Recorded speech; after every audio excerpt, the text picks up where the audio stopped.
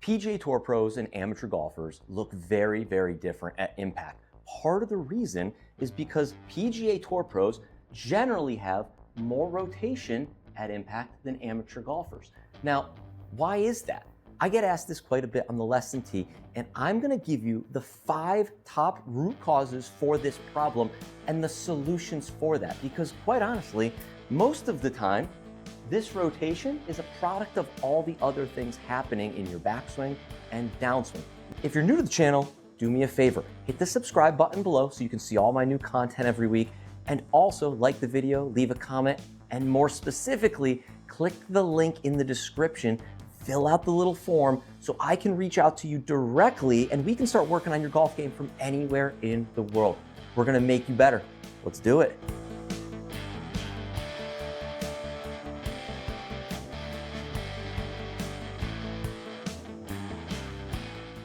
So the first thing I will generally look for when a player has a hard time rotating through the golf ball is I will look at their setup.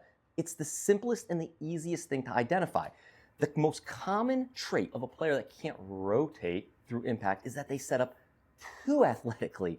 Now you're thinking, what does that look like? Well, generally speaking, a player that sets up too athletically kind of looks like they're doing a squat. And so their back is slightly arched, they've got too much knee flex, and their tush is really far behind them from a down the line view. So what happens there is your back or your spine becomes a curve. So that you're gonna see it's more of an S. So you're gonna see from the top to the bottom, it looks like it's got a little S to it.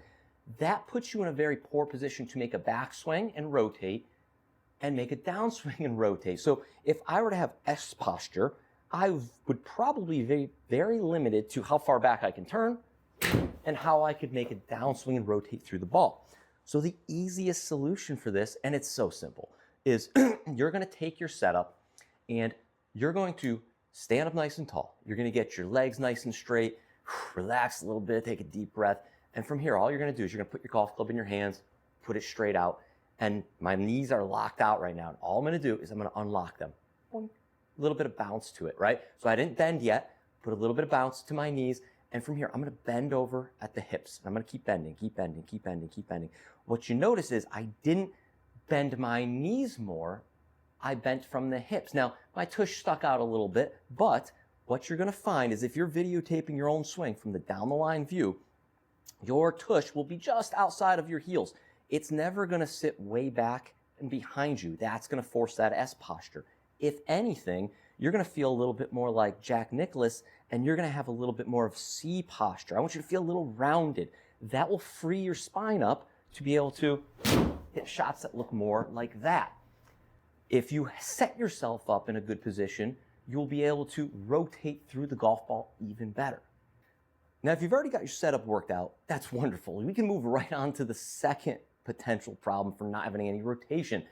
So that would be the club face. Now, I will always refer to the club face as king. It is going to dictate what the swing does on the way back, on the way through. The club face is king. The club path is, we'll call it queen.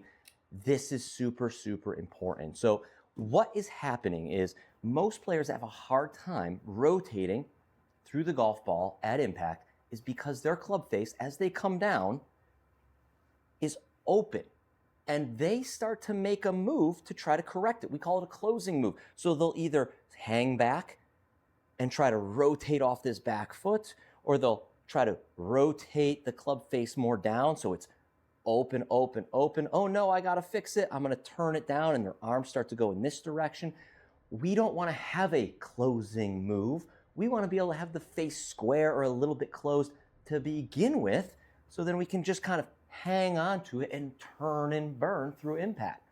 So the first step to figuring out if your club face is in the wrong position is take a video from down the line. What you're gonna need to see is the club face in 3 different positions. Number 1, when it goes back, P2, that is what we call parallel to the ground. Where is the club face? Generally speaking, I'd love to see the club face kind of match up with our spine angle here. When I see a golfer struggle with the club face, I tend to see them already have the club face open at this point. Sometimes it's even open and in. The next place I need to see where the club face is as the club works all the way up to the top, does the club look something like this? Is the left wrist cupped and is the face pointing more down towards the ground? Is the toe pointing the most towards the ground? Now, someone like a Dustin Johnson would have the face up to the sky. And in return, if you're a guy that's got a club face that's very open, you're going to be the exact opposite of that. So at those 2 points, if the club is open at P2 and open at the top of your backswing, most likely as you come down, you're going to have to create some sort of closing move, which is going to force your body to stall out. So if you find yourself to be a player that's got the club face open at P2, more open at P4, and then scrambling the shut to face on the way down, we need to check the position of your grip at address. My preference for the majority of amateur golfers, mid, high handicap players, is to have a slightly strong grip, neutral to strong. What I mean by that is if I take my lead hand and I take my thumb and I squish it against my lead hand here, what you're going to notice is there's a crease there. When I place my lead hand on the golf club, I want that crease to point towards my trail shoulder. If you have a weak grip, you're going to notice that crease points further and further to the left shoulder. We don't want that. So as we set up, get the crease pointed at your trail shoulder, and in the opposite hand, in the trail hand, do the same thing. Squeeze that piece together and put the club in your hands and have both of those creases going to your trail shoulder. That will get the club face slightly more shut for you, a little bit more in the hands, and it will give you the ability at the top of your backswing to have a square to shut club face. It will start to eliminate that fix and close it move because the face is no longer open. So what you're going to find is if you go overboard with it, you're going to have the crease pointing to your trail shoulder on both hands. And if it's a little too much and the face is a little too close, you're going to start hitting some shots that rip off the planet to the left.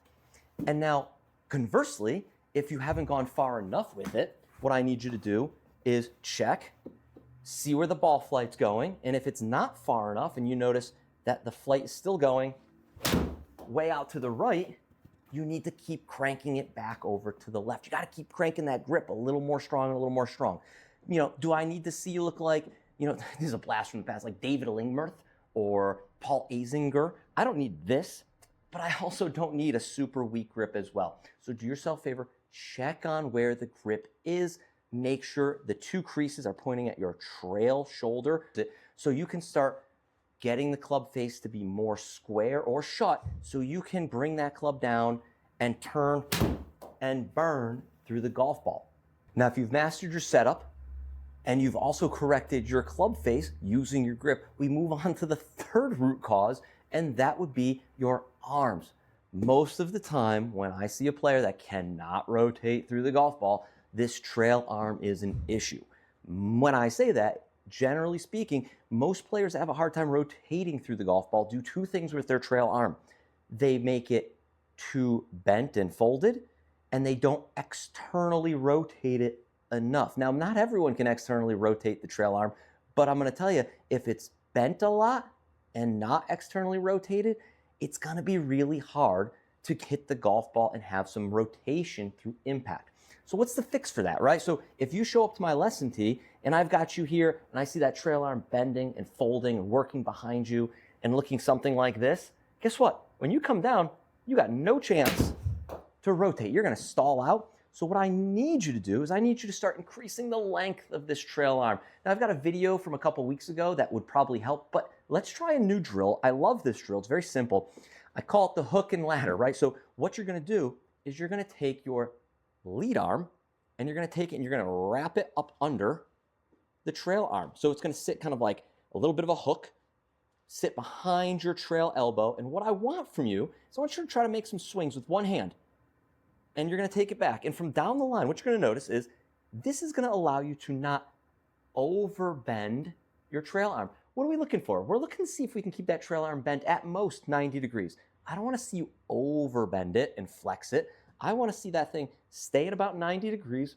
And then check point number two is that trail elbow still in front of my shirt seam? So I look like a pumpkin today in this orange sweater, but I look like I've got a ridge like a pumpkin would have back here. So as I do this drill, I'm going to take a couple practice backswings, and I'm going to notice where's my trail elbow. Is it behind or is it in front of my pumpkin ridge? So you're going to make some practice backswings. This is easy. You can do this at home. Take it back to here, check it. Let's do it one more time. Let's actually hit the golf ball here. Oh, that was a great hosel rocket. That's a really hard drill. I'm human too, everyone. So I don't expect you to hit great golf shots when you're doing this drill. All I'm expecting you to do is create the proper backswing with the proper amount of trail arm bend in the proper position. So let's see if I can redeem myself here. Prove to you that I actually am a golf pro. There we go. Striped it. So again, trail arm only bends to about 90 degrees, and then it stays in front of that shirt seam on the side of your shirt. All right, I hope you're still hanging with me. So if you've already done your posture and stance and your grip and your trail arm work, we got to get to the lead arm. And why does that relate to turn on the downswing? Well, because if that lead arm doesn't have enough depth on the backswing, what's going to happen is you're not going to have any rotation on the way through the golf ball. So checkpoint, take a video from down the line, and at the very top of your backswing, take note of where your hands are. Draw a line straight down from your hands, all the way down this way. And what do you notice? Where is that line? Is it on your heels? Is it out towards your toes? If your line, where the butt end of the club is out towards your toes, you're going to have a hard time turning and rotating through the golf ball. Because as you come down, the pitch of that shaft is going to be more out. And from here, your body's going to have to stall out. You're going to have to push up into the air, extend early to try to hit the golf ball. So we want to work on getting the trail arm to have a little more depth than what you typically would have. So best way I've ever seen this is, and it's super simple, you can do this at home. I want you to take your lead hand, put it on the golf club, hopefully do it with the correct grip we just talked about, and take your trail hand and grab your lead wrist. I want you to make some swings where you take the club back and that lead arm, you kind of pull that lead arm across your shoulder. It's going to feel like your lead arm's really, really low. If you're a golfer that typically has your arms way out here, having them here is going to feel like you've swung that club around your waist. It's going to feel like you're doing this. Are you actually doing that? Highly improbable, right? Like no one's ever really done that when I've told them to do this drill. So I want you to take that lead arm and feel like you're going to pull it across your shoulders. Now, based on what you saw from the previous drill, you probably don't need to hit golf balls like this. You probably just need to feel what it's like to do the drill and then try to replicate it in an actual golf swing. I want you to feel that stretch and then come back down and through. If you're going to practice that, do yourself a favor and just get it up to the top and do a little freezer and just stretch it out. Oh, feel the stretch, and then maybe hit the ball from here. And you're going to notice you're going to have a lot more rotation through the golf ball. So we're just chipping away all the bad parts of your golf swing that might potentially not allow you to rotate through the ball. So the last piece of the puzzle is your pivot. Most people have a couple of these things correct. The pivot is the hardest one. We need to understand how we move, and this is going to be super important. Now, if you've got the other pieces, the pivot is the piece for you.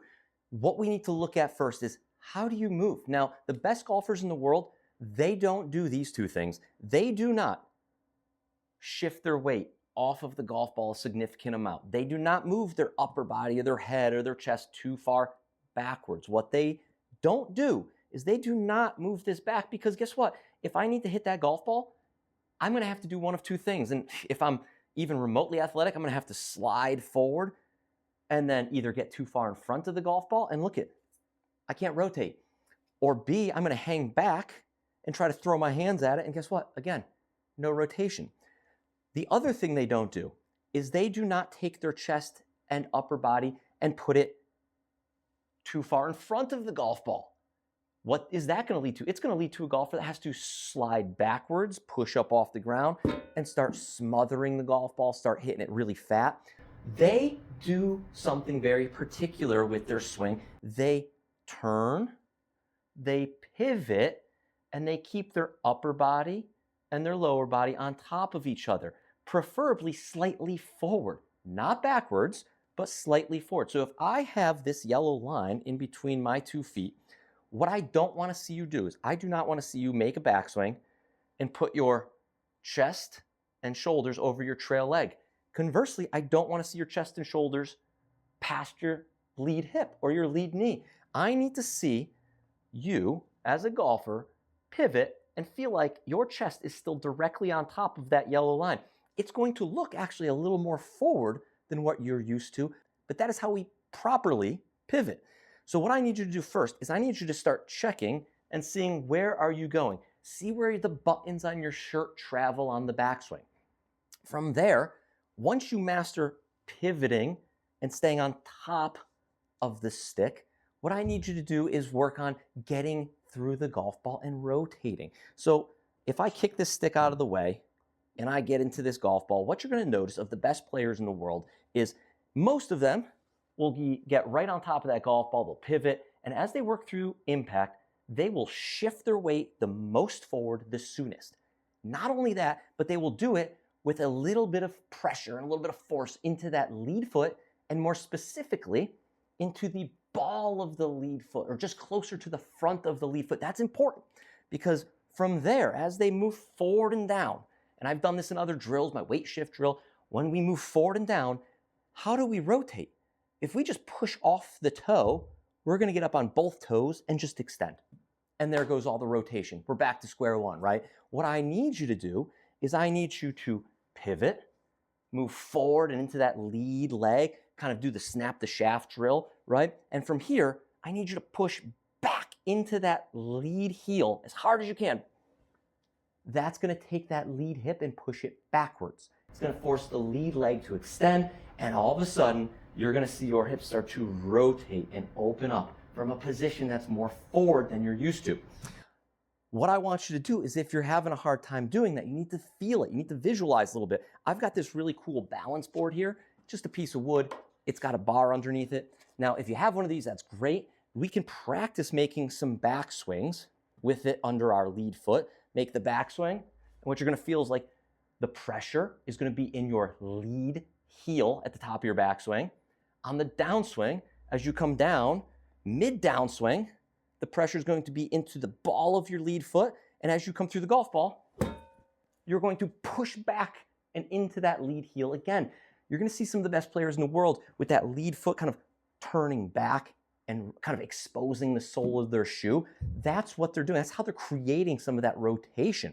So if you don't have this really cool contraption, you can get yourself one of these things, or maybe cut a tennis ball in half, and you can practice making some backswings, or heck, even take a golf ball, stick it under your toes here. And you can practice making some swings where you make your backswing, you pivot on top of that stick that was between your feet, you press into that tennis ball, and from here, you rotate and press into that lead heel. So it's going to look a little something like this. And if you do it right and you take some videos, which I'm going to advise for everyone, you have super high-speed cameras right in your pocket, take videos. This is the easiest way to get better. I want you to record some of your swings and start to see how much your hips start to open up. It's a product of all the other things you do well. I could stand on the lesson tee and just tell you, hey, we're going to work on a drill to just rip this thing open. I could have just given you this drill right off the bat. But guess what? If we didn't do the things prior to that, we would have no chance of success. I see that a lot. I see a lot of golfers watch YouTube videos and they go, oh my gosh, I'm going to fix my rotation at impact, but they only have one drill to work on, but they didn't fix any of the other stuff. That's why this video was so important. I think if you process every piece, check it, it's going to take you, what, 15, 20 minutes to go through each checkpoint on the range to see if you're doing it well. That is going to give you the best chance at having a slightly open position at impact and looking a little bit more like a PGA Tour player through the golf ball. It's going to lead to better shots. It's going to start to give you better ball flight. It's going to make you a better driver of the golf ball. It's going to change everything that you do. And if you found this video useful, do me a favor, just hit the subscribe button, like the video, and leave a comment. Tell me which drill or idea you thought was the most useful to you, and let's start up a conversation and find a way to make you better from wherever you live.